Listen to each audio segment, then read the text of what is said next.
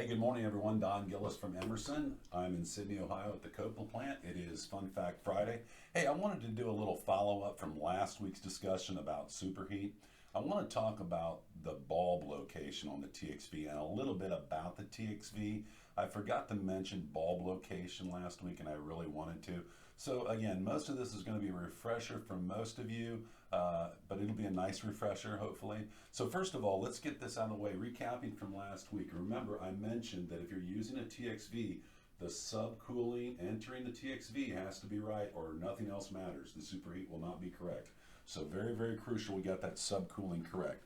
We have two opening forces on a TXV. We have an opening and a closing forces, okay? Two forces, opening and closing.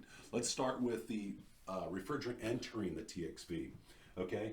In red here, this is an opening force entering from the system, okay? Entering the TXV. It's also referred to as a P4, okay? A P4.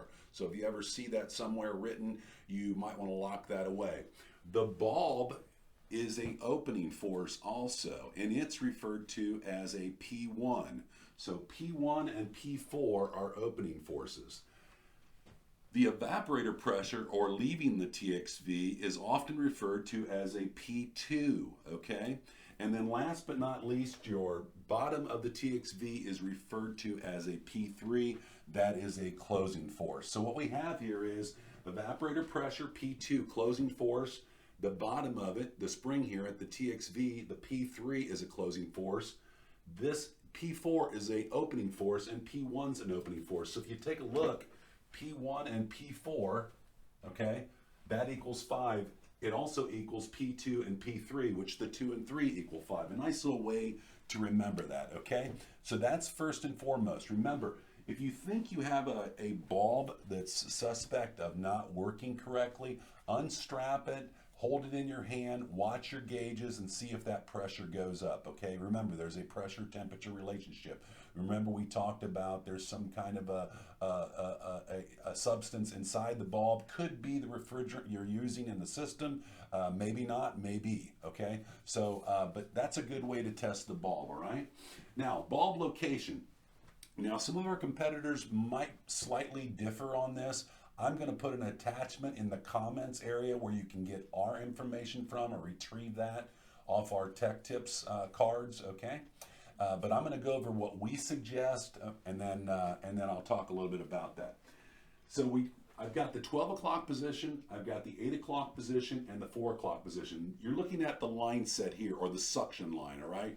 The bulb would be located in one of these positions, this bulb over here.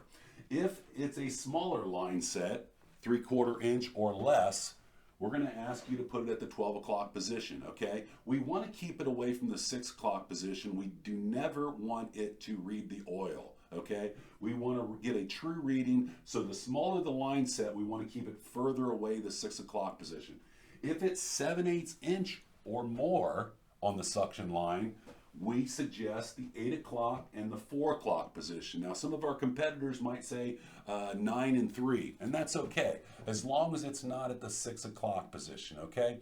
Now, when you're putting a new TXV on, or if you can change the head on it, whatever that might look like to you, when you go to put the bulb or re-put the bulb back on the line set, make sure you're strapping it well.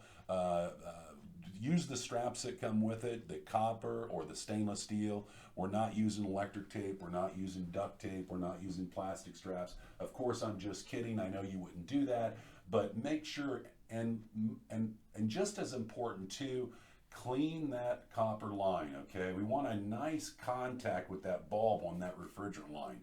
So clean that up a little bit before you strap it down. If there's 2 straps in the box, use both of them, a nice secure, and last but not least, let's insulate the outside of that bulb so we get a real good reading, okay? Insulate the outside of that bulb. We want a true reading from that line set of that copper suction line, all right? Well, that's your Fun Fact Friday for today. I'm Don Gillis, and I'm at Emerson, and I hope you have a great weekend. I appreciate you all tuning in. Be safe out there if you're on call. Take your time, look things over, lock out, tag out, and take care of everybody out there. All right, share the knowledge, gang.